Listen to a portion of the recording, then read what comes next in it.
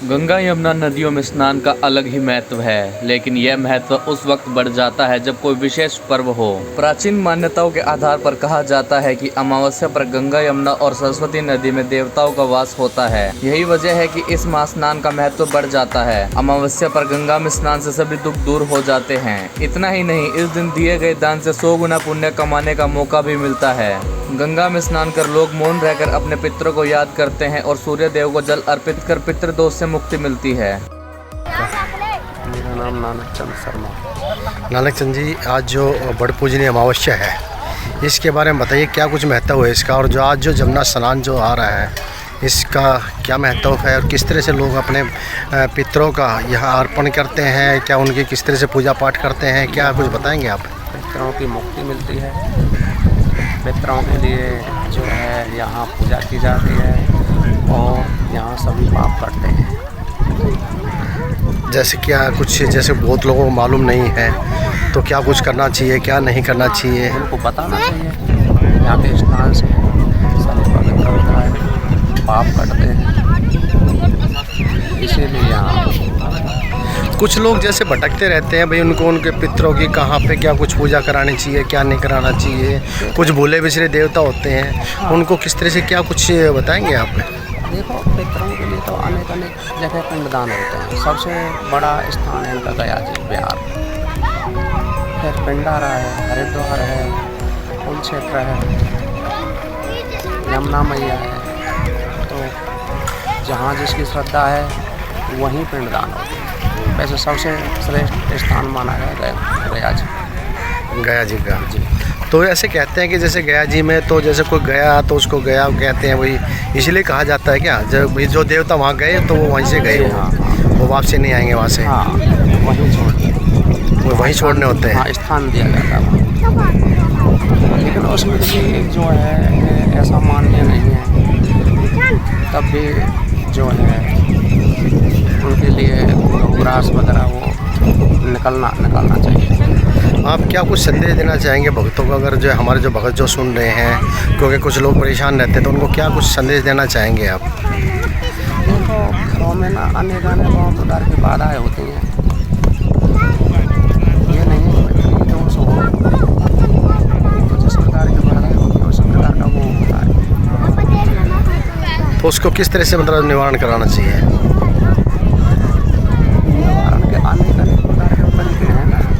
जो पितरों का दोष है तो उनको पितरों को स्नान कराना चाहिए, पिंडदान कराना चाहिए। नारायण बलि होते हैं, नारायण बलि पिंडदान तो उनके होते हैं ना पंडित जी, जो हमारे ज़्यादा पुराने जो देवता हो जाते हैं, जिनको हम याद ही नहीं रख पाते हैं, उन्हीं के पिंडदान किए जाते हैं। क्योंकि कहते हैं ना कि भूले बिसरे देवी देवता तुम्हारे सामने आ रहे हैं, आप उनको ध्यान नहीं दे रहे हैं या उनको आप कुछ निकाल नहीं रहे हैं, इस तरह से कहा जाता है।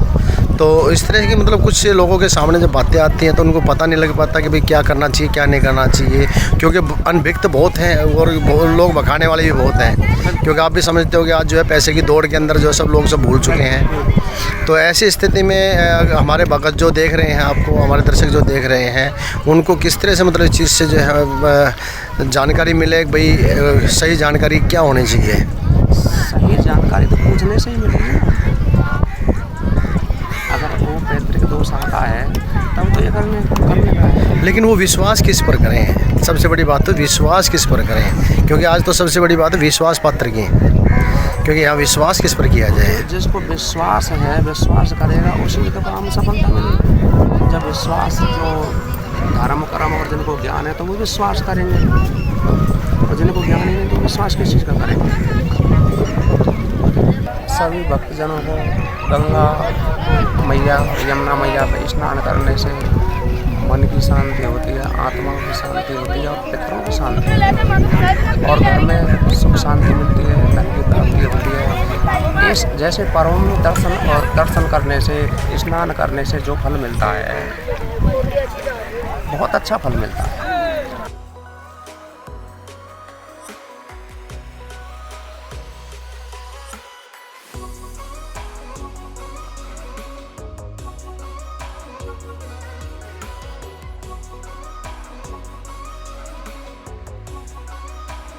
नमस्कार दोस्तों, मैं टैलेंट गौता सिंह योगी। आज आपको देख रहे हैं जमुना मैया के घाट पर। पर। और हम आपको बता दें, आज यहाँ पर हमारी बात हुई पंडित जी से, और जो उन्होंने जिस तरह की जो बातें बताई हैं, हम चाहेंगे कि हमारे चैनल के माध्यम से दर्शक उस चीज़ को देखें और समझे भी, और कोशिश करें कि अगर आपके कोई पितृ दोष है या किसी किस्म की कोई बाधाएं हैं परिवार के अंदर, तो उसको किसी अच्छे समझदार पुरोहित से, पंडित से जानकारी लें और उसके बाद ही अपना पितृ अर्पण करें। क्योंकि अगर हमारे घर के अंदर पितृ दोष हमेशा बना रहेगा तो कहीं ना कहीं ये बाधाएं हमारे घर में बनी रहेंगी और हम चाहकर भी उसे दूर नहीं कर सकते। इसके साथ साथ हम दर्शकों में एक बात और बता दें कि जिस तरह से अमावस्या का या पूर्णिमा का जो स्नान आता है, अगर आप गंगा मैया है, जमुना मैया में अगर आप स्नान करते हैं तो उससे भी आपके पितृ दोष काफ़ी हद तक दूर है।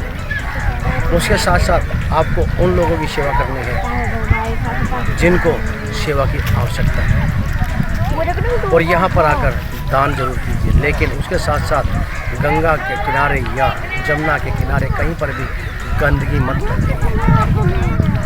क्योंकि दोस्तों ये चीज़ भी बहुत ही ज़्यादा ज़रूरी है। हम जो चीज़ लेकर आते हैं, खाने की हो चाहे किसी चीज़ पूजा पाठ की जो चीज़ें हैं, अगर हम उस चीज़ को अगर वहीं पे छोड़ के चले जाएंगे तो सोचिए कि ये गंगा और ये जमुना मैया कितनी मैली हो जाएगी। तो हमें इस चीज़ पर बिल्कुल ध्यान देना है और अपने पितृ दोष के साथ साथ हमें गंगा मैया और जमुना मैया की भी सफाई रखनी है। टैलेंट ऑफ इंडिया से रोहतास सिंह योगी।